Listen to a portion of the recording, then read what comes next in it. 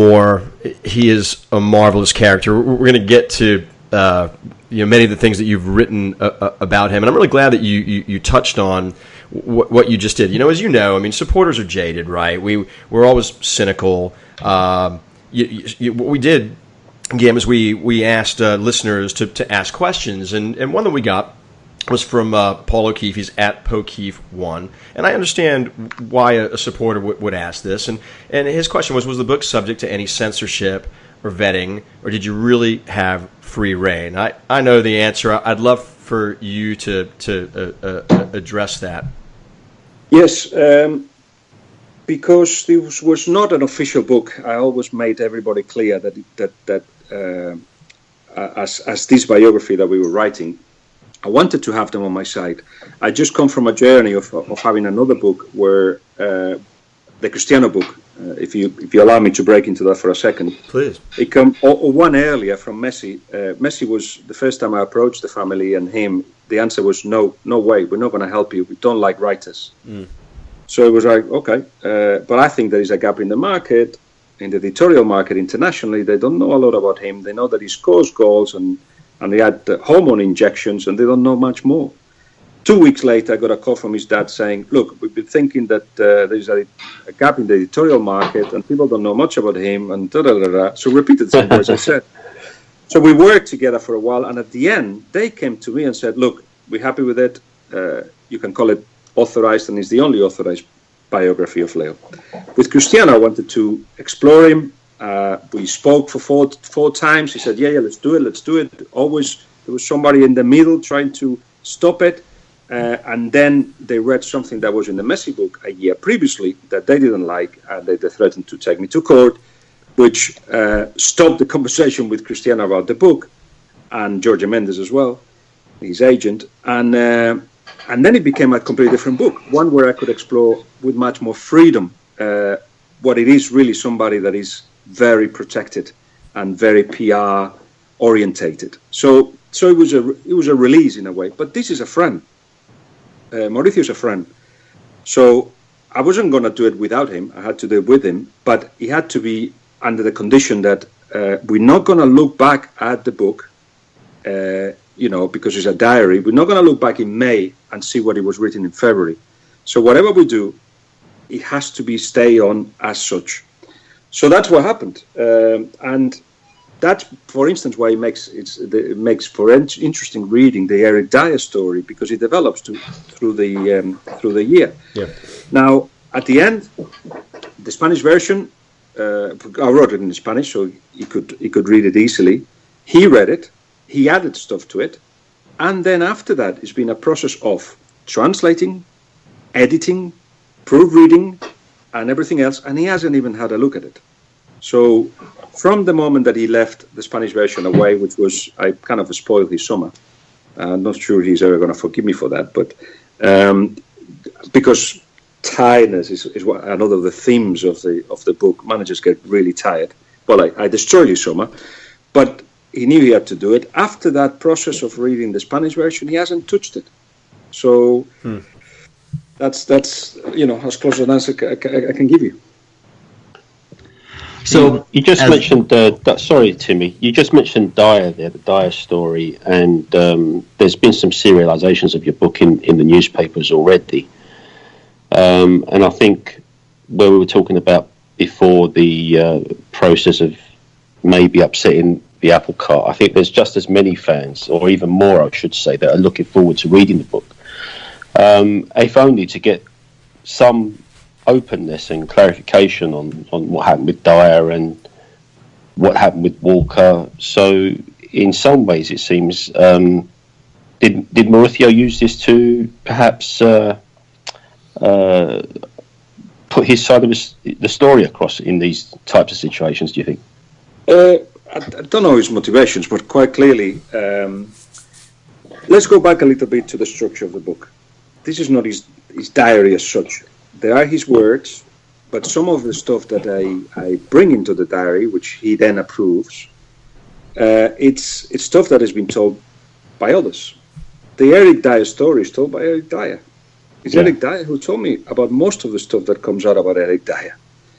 A conversation that we had about April. I sat down with him at the end of the season, and I knew, because I had heard from the coaching staff, from people at the club, that he had been in and out of form, and there had been situations, etc. I knew all that. So I went to Eric and we spoke about his season, and he described his season the way it's described in the book. Comes from England. Brilliant. He scored a couple of goals. He's all, right. England hasn't done very well, but look at me, I'm actually doing well. And then his form dips, if you remember, at the beginning of the season. And Pochettino's trying to get it. Then I'm getting from Pochettino, I'm trying to get into him, but I just don't, it doesn't, there are barriers there. I don't know what's going on. I need to find out. This is what I'm getting from Mauricio. Yeah. And at that point, early in the season, he finds out that Manchester United tried to get him. Eventually, he has the conversation with Eric Dyer, and it's like, how do you feel about this? And you should have told me, blah, blah. Then there is the Mourinho situation where he flirts with him in front of Pochettino. And, you can judge that whatever way you want. I don't like it. I think it's the right thing to do, but anyway. It was a great story, though. I mean, it's the dark arts and mind games of Mourinho at its finest. At least that's how I read it. I mean, it was so staged, so planned, and I could just imagine sort of how he was. You wrote that so well. The seething nature that Pochettino must have had, right? And the consequences of it, because the next day Mauricio goes to Eric Dyer and says, "So you are a friend with Mourinho?"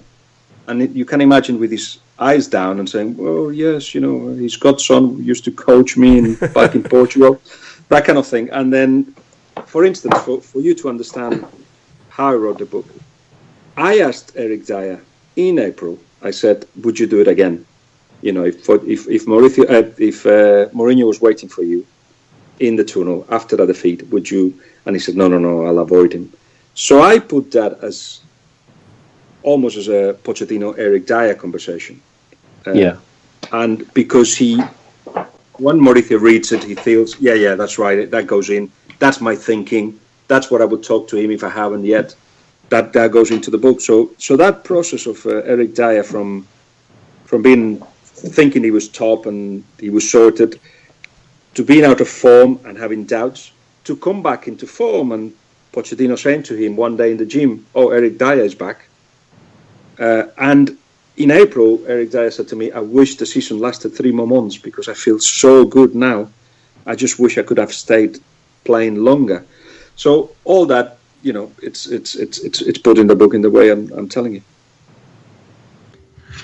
So as supporters, we love Pochettino. We sing his name. We sing how he's magic. Can you give us a little insight into how you've come to see him? Did you have any preconceived notions coming into this project that may or may not have been dispelled? I know you knew him from prior to this, but I'm sure you got to know him a lot more intimately throughout this project. Knowing him helped because I knew how to converse with him. That's very important, when to do it and when not to do it, and what kind of conversations could take place, how far I could take him, and how, identifying those gestures where that you had that time is up. So that helps. But then for me, it was always an exploration into these day-to-day work in life that I hadn't seen before. And even, I think for me, hearing him talk about his dad and his mum, and how having left so early home at 14, almost died in the process. Story about gas coming out in his flat that he was staying. The heater. With the heater. Yeah. Now, hearing all that and hearing that he left home at 14 and parents stay behind, and he goes into Europe and all that, and parents don't follow him. So for him, they're almost like strangers. And to actually having to look back, and is one of the sacrifices footballers have to do, because the life moves on, but the people that, the parents, the families, they just stay behind. And he's tried to build those bridges with them, and he hasn't been able to.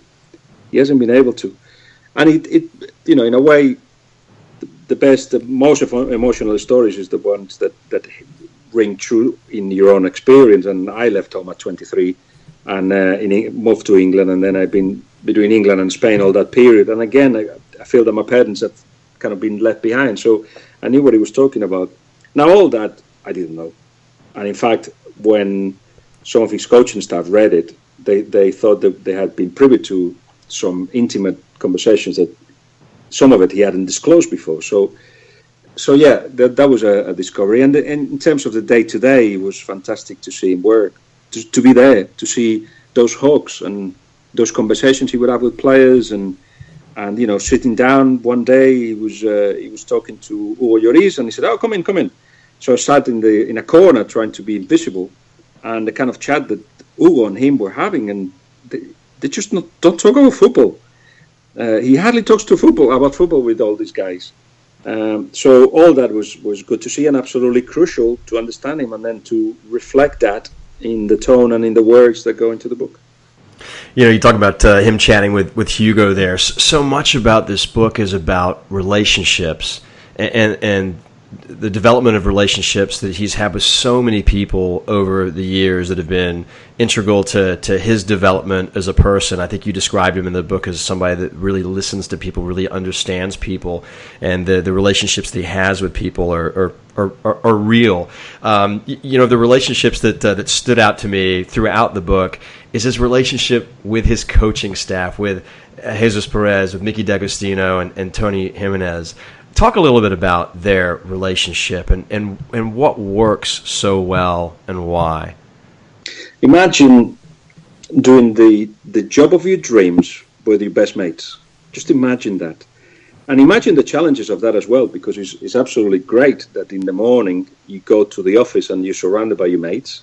Absolutely great. All happy to get up at 6 o'clock in the morning, which I don't have friends like that, but anyway, they seem to be happy to do that. But it also means you're with them all the time. So make sure that you nurture and look after that relationship, because if it breaks, well, then one leg of that table disappears. So one of the stories from the book was in that night in Southampton, Thursday night. Imagine Southampton in the winter, nothing to do. They were in a hotel. There was nothing around it. I've been there a few times. And they decided to watch. The four of them were in the first 6 months they were at Southampton. So it must have been February or March. They were watching decided to watch a Europa League game on a Thursday. So they went to Pochettino's room, and they had this the laptop, but they couldn't with one of those how do you call it? Web pages where you're not supposed to watch football, but you do. One of them, and they dodgy stream. One of them. So, no comment. I don't know if you're going to have to cut that or what, but anyway, that's what they were doing. And then, so Pochettino was lying on the bed. Next to it, I think it was Mickey. They put the laptop in between, and then at both sides of the bed, they got a chair, and it was Tony, and it was Jesus. And then one falls asleep, and then the other one falls asleep, and then all fall asleep watching the Europa League game. And then somebody wakes up, and it's like, oh my God, we're just all falling asleep. So waking up everybody apart from Mauricio, and then everybody goes to the room. And that's the kind of life they had for 6 months, and they absolutely loved it. They loved it. They loved the intensity of it. They loved what they're doing. They love spending time, because you think, all right, Thursday, shouldn't they? They should have gone for a beer, shouldn't they? They should have gone somewhere. But no, let's just watch some more football. So that's what they are made of, and that they survive every trip adds another layer. When they go to the Alps or they go to Argentina, every problem adds to a layer. When was it Aston Villa when they thought that they were losing? You were losing, weren't you? And you turned the game around in the first season. Yeah. They were talking. Mauricio turned around in the middle of the game and says, "Have you got the luggages ready, guys? Because we're going home." So all that has got them together to the point where they are one in many, many senses. Yeah, you just all throughout the book, the stories of those